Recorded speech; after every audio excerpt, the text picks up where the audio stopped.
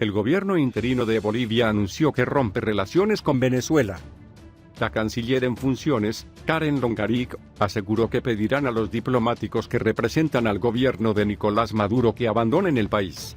Longaric también anunció que el nuevo gobierno, establecido tras la renuncia de Evo Morales el 10 de noviembre, abandona la Alianza Bolivariana para los Pueblos de Nuestra América Alba y analiza su desvinculación de la Unión de Naciones Suramericanas, UNASUR, dos organizaciones forjadas por el eje progresista con el gobierno venezolano. Los anuncios se produjeron en el marco de una rueda de prensa donde las autoridades bolivianas presentaron a 9 venezolanos arrestados, acusados de instigar las protestas en contra del gobierno actual. Según la policía, fueron encontrados con armas de grueso calibre. Bolivia no tolerará ninguna injerencia del gobierno de Venezuela, dijo el ministro de Gobierno interino, Arturo Murillo. Durante 14 años han hecho lo que han querido, indicó, en referencia a la alianza del país con Venezuela y Cuba durante la última década. Los gobiernos de Cuba y Venezuela fueron los más cercanos al gobierno de Morales, lo cual se manifestó en acuerdos políticos, comerciales y militares. Las relaciones entre Caracas y La Paz siempre fueron criticadas por la oposición a Morales con el argumento de que Venezuela estaba ingiriendo en la política local. Días de tensión, con el foco en Venezuela y Cuba del anuncio del gobierno interino se produjo además un día después de que las autoridades bolivianas arrestaran a 4 miembros de la Brigada Médica Cubana, acusados de financiar protestas violentas contra el gobierno en funciones. Medios locales reportaron que el arresto se dio tras la denuncia de vecinos del centro de La Paz, según los cuales los cubanos estaban pagando a gente para que saquearan negocios. El ejecutivo cubano, que rechazó dichas acusaciones, decidió retirar a más de 720 funcionarios para evitar fricciones. La Cancillería cubana aseguró que el dinero en efectivo que se incautó era parte del pago habitual a los miembros de la misión. Una profunda crisis. Las elecciones presidenciales del 20 de octubre, en las que Morales buscaba un cuarto mandato entre señalamientos de abuso de poder, dejaron una profunda crisis política en Bolivia. La Organización de Estados Americanos OEA realizó una auditoría de los resultados después de las numerosas denuncias de fraude electoral y en su informe preliminar habló de irregularidades en los comicios. Tras el informe de la OEA, Morales anunció el domingo la repetición de las cuestionadas elecciones presidenciales. Sin embargo, las Fuerzas Armadas sugirieron que renunciara, lo que el mandatario acabó haciendo horas después. Morales salió del poder tras 14 años y viajó a México en calidad de asilado político. El asilo a Morales en México, celebrado y mediado por el presidente electo de Argentina, Alberto Fernández, fue interpretado como un giro importante del gobierno de Andrés Manuel López Obrador en su política hacia la región y el resto del mundo. Análisis de Boris Miranda, enviado especial de BBC Mundo a Bolivia. La presidenta interina de Bolivia ha señalado en numerosas oportunidades que su gobierno es de transición. Sin embargo, a solo días de haber asumido el mandato del país sudamericano, Áñez ha comenzado a tomar acciones en áreas clave del país, como la política exterior. La más fuerte de ellas, además de haber cesado a todos los embajadores políticos de Evo Morales, fue la tomada respecto a Venezuela.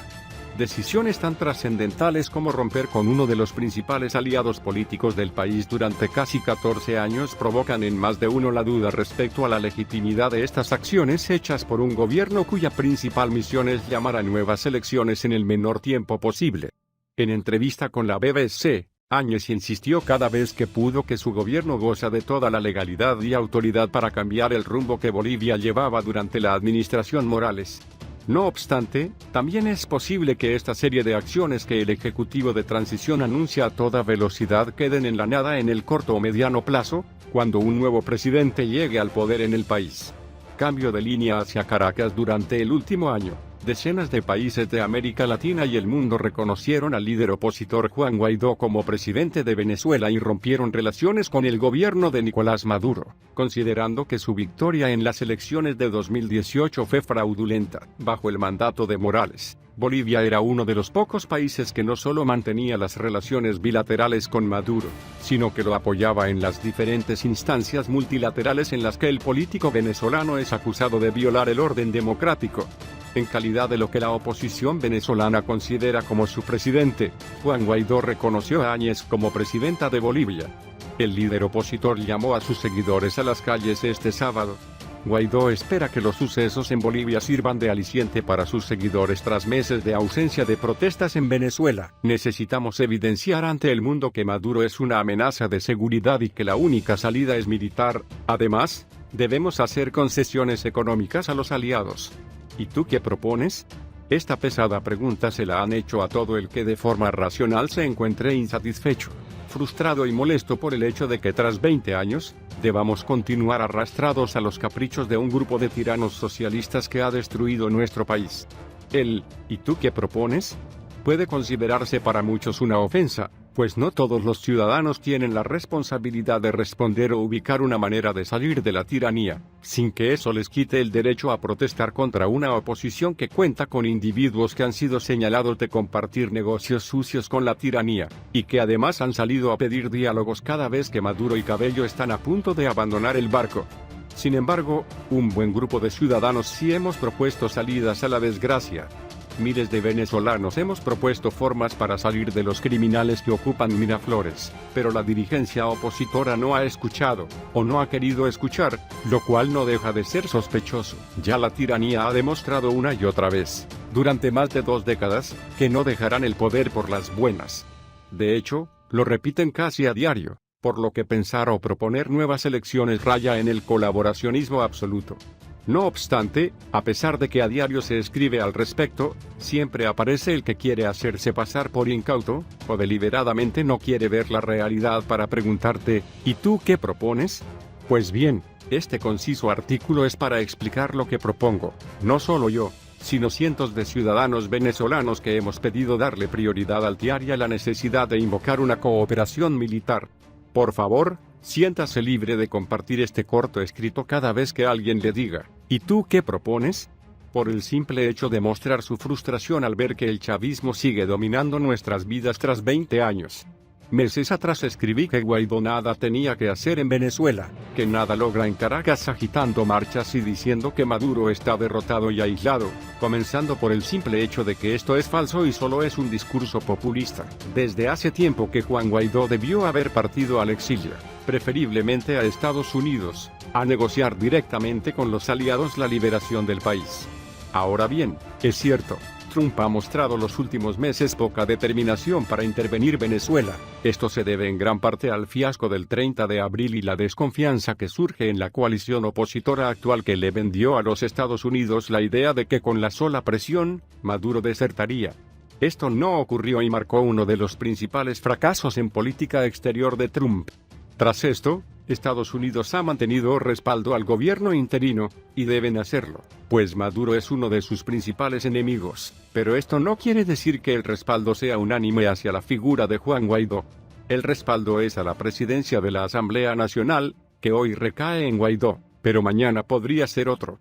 Mi propuesta y la de muchos venezolanos en el corto plazo es simple: el presidente de la Asamblea Nacional y, por ende, el presidente encargado de Venezuela, debe en primer lugar declarar abiertamente que de la tiranía de Maduro no se puede salir con elecciones, y que su estancia en el poder es un riesgo de seguridad enorme para toda la región, tal como se comprueba con lo ocurrido recientemente en Chile, Ecuador y Colombia, sumado a sus ya conocidas alianzas con los grupos terroristas árabes y el financiamiento y soporte a las guerrillas paramilitares colombianas. Es menester evidenciar que Maduro dejó de ser hace tiempo un problema solo de los venezolanos, para que el mundo comprenda que es una amenaza global, que se apoya a su vez en aliados internacionales que están dispuestos a destruir lo que haya que destruir para expandir sus dominios. El discurso en ese sentido tiene que ser punzante, constante, aguerrido y pedir abiertamente una ayuda militar que saque a los usurpadores de Miraflores. En segunda instancia, quien comande el pedido de ayuda militar, debe a su vez justificar la inversión tanto monetaria como militar, de las fuerzas que vayan a imponer el orden en Venezuela. Donald Trump dijo durante su campaña que Estados Unidos no volvería a participar en guerras que no fueran lucrativas para su país. En ese sentido, debe prepararse un plan que otorgue a los países que colaboren con tal propósito, incentivos para su intervención. ¿A qué me refiero con incentivos? El gobierno interino debe otorgar las concesiones comerciales, contratos y garantías, de que los países que presten sus fuerzas para liberar a Venezuela, tendrán preferencia y ciertas exclusividades en la explotación comercial de petróleo y otros recursos minerales venezolanos, además de privilegios tributarios para futuras inversiones en el país, en diferentes campos económicos, incluidos el turismo, hidrocarburos, entre otros. La tercera fase es insistir en los planteamientos, presentar las propuestas, conversarlas, iniciar una campaña mundial, visitando los parlamentos de los países que reconocen al gobierno interino, para hablar a favor de la necesidad de intervenir militarmente en Venezuela y acabar no solo con la tragedia de los venezolanos, sino con la amenaza regional y mundial que representa la tiranía de Maduro. Cuarta fase, finiquitar las negociaciones y anunciar la arremetida militar. En ese escenario pueden pasar dos cosas. La más probable: finalmente los miembros de la dictadura desertarán asustados, o habrá enfrentamientos hasta acabar con Maduro. Yo en lo personal, no creo ni que se tenga que disparar una bala. Considero que la sola aparición de los componentes dispuestos a la intervención hará que Maduro y compañía abandonen el barco, pero la amenaza tiene que existir, y lo que es más importante, debe haber realmente la capacidad y la intención de usar la fuerza si los tiranos deciden no rendirse. ¿Será fácil? Seguramente no. ¿Será sencillo convencer a los países? No lo sabemos. Por tal razón es necesario que las acciones arranquen de inmediato. El discurso que pida una coalición militar, y que a su vez, los lobistas y negociadores comiencen a brindar a los gobiernos las concesiones comerciales que les permitan meditar la intervención y asumir los costos de la guerra, sabiendo que al cabo de un par de años tendrán su inversión de vuelta con creces y una región más segura. A mí realmente no me interesa si estas acciones las ejecuta Guaidó, algún miembro de la fracción 16, J. Borges, María Corina o fulano el de la esquina. Lo que me interesa es que se realice y saquemos al chavismo de nuestras vidas para siempre. Y, por supuesto, cualquiera que evite o detenga las verdaderas acciones que pudiesen permitirnos salir de la tiranía, tendrá mi repudio, llámese como se llame. Por ende, si Juan Guaidó quiere recapacitar y hacer las cosas bien, bienvenido sea. Si por el contrario no pretende hacerlo, lo mejor es que se haga a un lado. Eso es lo que propongo, o mejor dicho, eso es lo que proponemos miles, millones de venezolanos.